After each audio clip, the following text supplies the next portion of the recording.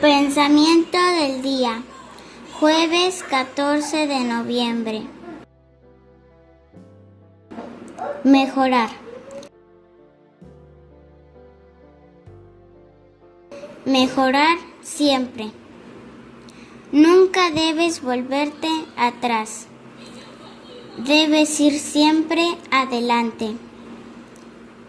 Tu vida ha sido lo que ha sido.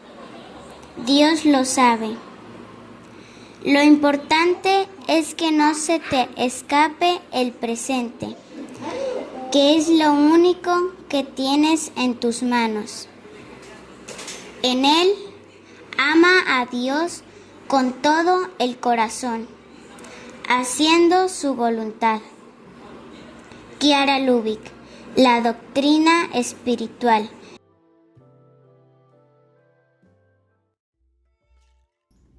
Palabra de vida. Noviembre de 2024. Esta viuda, en cambio, ha dado todo cuanto poseía, todo lo que tenía para vivir. Marcos, capítulo 12, versículo 44.